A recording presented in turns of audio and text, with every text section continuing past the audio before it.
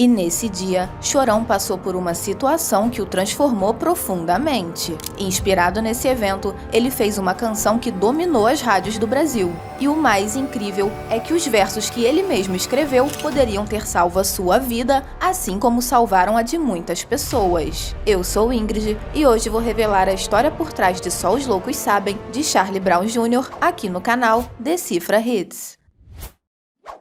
Só os loucos sabem.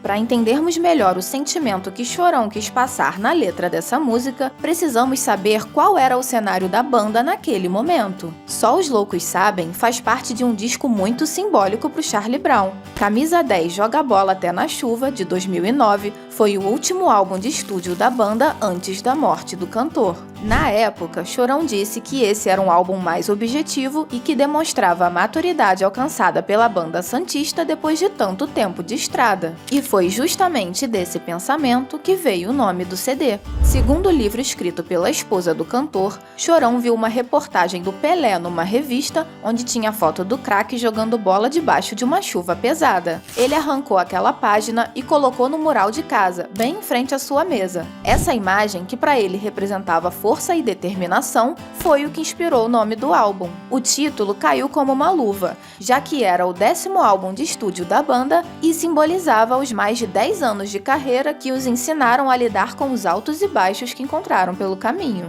E grande parte do sucesso do disco foi graças a duas canções icônicas, Me Encontra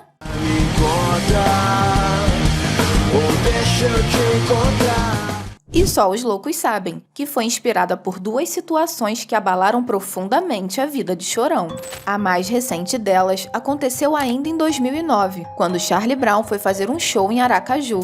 Chegando lá, uma menina apareceu com um folheto na mão e entregou para ele. No papel tinha uma homenagem para o irmão dela que tinha acabado de falecer. Ela disse que o garoto era fanático por Charlie Brown e já tinha ido em alguns shows deles. Atrás daquele folheto estava a letra de Lugar ao Sol, a canção de Charlie Brown que ele mais amava. Livre pra poder buscar o meu lugar ao sol. Chorão, ainda abalado com a história da menina, foi pro hotel com aquele papel na mão e então um trecho de Só os Loucos Sabem começou a nascer na sua mente. A gente sempre cresceu com essa coisa do que, né, isso não pode, isso não deve, isso e tal. E isso cria um medo na gente, que é a coisa que eu falo na música. O medo cega os nossos sonhos. Cega os nossos sonhos e a gente, de tanto medo de não conseguir, a gente acaba nem tentando. O medo cega os nossos sonhos, o medo cega os nossos sonhos. E esse menino, será que esse menino resolveu toda a vida dele? Ele tinha sonhos a realizar? Será que ele foi atrás? E eu perguntei isso pra menina na época e ela falou, não, ele morreu muito feliz, porque o sonho dele era comprar a moto dele, e ele comprou a moto que ele tinha, que era o sonho da vida dele, ele realizou, só que com ela ele se foi. Você deixou saudade. Mas a maior parte da letra veio em 2007, quando o Chorão passou por uma profunda experiência numa igreja chamada Bola de Neve, em São Paulo. Um dos adeptos dessa igreja era Glauco Veloso, amigo de longa data do cantor. Eles tinham se conhecido na juventude, quando participavam de um campeonato de skate no interior de São Paulo. Chorão e Glauco ficaram muito próximos naquela época, tanto que no álbum de estreia do Charlie Brown é mencionado o nome dele. Acontece que Glauco não era uma pessoa muito tranquila. Ele mesmo afirma que vivia se metendo em confusão e chegou até a ser preso, ocasião que Chorão ajudou, pagando os advogados que conseguiram soltar. Só que depois de um tempo, Glauco acabou mudando completamente a sua vida quando entrou para a igreja. Desde então, os dois não se viam mais com tanta frequência, mas quando se falavam, Chorão ficava impressionado com a mudança radical de um cara que vivia arrumando brigas e que agora estava pregando a paz. Aliás, foi daí que surgiu o verso: Um homem quando está em paz não quer guerra com ninguém. Chorão se identificava com o amigo, porque ele também não tinha um temperamento nada fácil. Com fama de marrento e brigão, o cantor foi o pivô de boa parte das polêmicas com a banda e de desentendimentos entre os próprios integrantes do grupo, acarretando em algumas idas e vindas de membros memoráveis, como o saudoso baixista Champignon. O que poucos sabiam é que o temperamento de Chorão era apenas o reflexo de um cara que vivia em profundo sofrimento. De acordo com o depoimento de amigos e da esposa, ele sentia cada vez mais o peso das responsabilidades que se acumulavam à medida que a banda fazia sucesso. E apesar de tudo que já havia conquistado, com o tempo ele foi desenvolvendo uma intensa tristeza. Alguns acontecimentos inesperados também contribuíram para intensificar essa melancolia. Um deles foi a perda do pai, que lutava contra um câncer, mas acabou partindo em seus braços. Na época, Chorão parou com as atividades da banda, ficou dias isolado sem motivação para nada e até pensou em acabar com Charlie Brown. Depois de alguns meses, ele até conseguiu voltar para a ativa, mas parece que nunca conseguiu superar a perda do pai, que tanto admirava e tentava dar orgulho. Portanto, aquela casca de durão apenas escondia um cara extremamente generoso e sensível, o que fica mais do que visível nas composições do Charlie Brown. E foi com essa sensibilidade que ele encontrou conforto nas palavras de Glauco, se mostrando muito interessado em entender como o amigo mudou tanto, e também em ouvir o que ele tinha para falar sobre a sua experiência com Deus. Aí um dia eu fui ao encontro dele, do Chorão.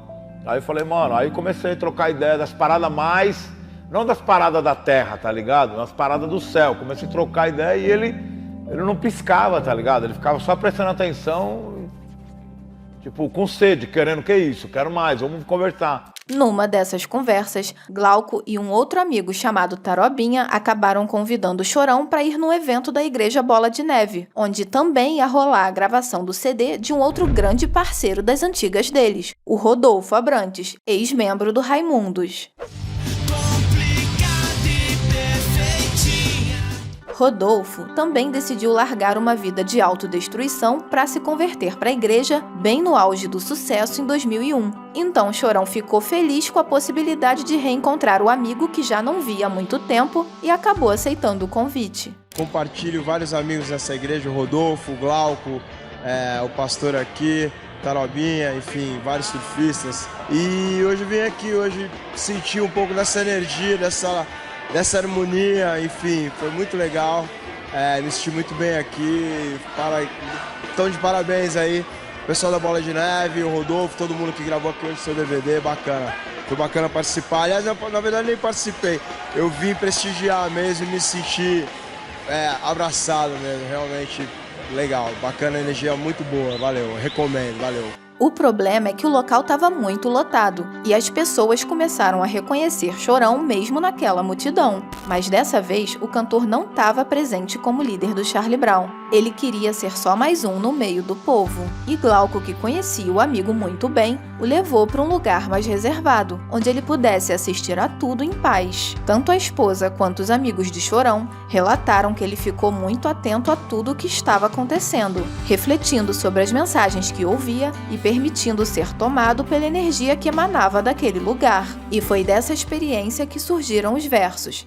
Segurei minhas lágrimas, pois não queria... Segurei minhas lágrimas, pois não queria demonstrar a emoção, já que estava ali só para observar e aprender um pouco mais sobre a percepção. Quando terminou o evento, Chorão foi jantar com Glauco e a esposa, e ali mesmo na mesa do restaurante, ele pegou o guardanapo e começou a anotar sobre o que ele tinha acabado de presenciar. E um tempo depois, Chorão apareceu com um CD demo e entregou para o Glauco, dizendo que tinha feito uma música pensando nele e naquilo tudo. E assim, após Chorão e o guitarrista Thiago Castanho realizarem alguns ajustes na letra e na melodia, nasceu a música Só os Loucos Sabem. Mas pra quem tem pensamento forte, o impossível é só questão de opinião e disso os loucos. Só os Loucos Sabem entrou para a lista da revista Rolling Stone como uma das músicas brasileiras mais marcantes do século. E o álbum rendeu mais um Grammy Latino para o Charlie Brown de melhor álbum de rock em 2010. Mas parece que nenhuma dessas conquistas foram suficientes para tirar Chorão do buraco que as suas angústias tinham o colocado. Na madrugada do dia 6 de março de 2013, o cantor foi encontrado sem vida após uma overdose de cocaína em seu apartamento em São Paulo, deixando a música brasileira com um vazio enorme que perdura até hoje. Segundo a esposa de Chorão, ele não era um cara religioso, mas acreditava em Deus e era na sua fé que ele buscava por respostas. Além do Glauco, os depoimentos do Rodolfo e do apóstolo Rina, que também estavam presentes naquele dia, são no sentido de que Chorão realmente estava presenciando aquele evento de forma intensa e afirmam que ele sempre tinha uma sede muito grande pelos ensinamentos de Deus e em compreender como os amigos mudaram radicalmente as suas vidas. Inclusive, eles acreditam que provavelmente ele se converteria para a igreja em algum momento da vida. Então ele teve um impacto muito grande nessa pregação. Eu fiz o apelo, eu perguntei quem queria aceitar Jesus, ele ficou de pé, ele levantou a mão, ele fez a oração, ele se emocionou, ele foi tocado. O que infelizmente não aconteceu foi tempo e oportunidade necessária para ele ser discipulado, para ele criar raiz. Mas eu tenho convicção de que ele teve uma experiência viva e verdadeira com Jesus ali. O problema é que a banda Charlie Brown Jr. tinha se tornado a base não só da vida de Chorão, mas de muita gente que dependia do trabalho dele, desde membros da banda e funcionários, até amigos e principalmente a família. Para ele, se converter significaria abandonar sua banda e sua carreira, e portanto, ele resolveu carregar sozinho dentro de si o peso de todas as suas responsabilidades, angústias e tristezas. O Chorão, velho, ele era tipo uma carreta, com um monte de problema que ele ia carregando, tá ligado? De várias pessoas, assim.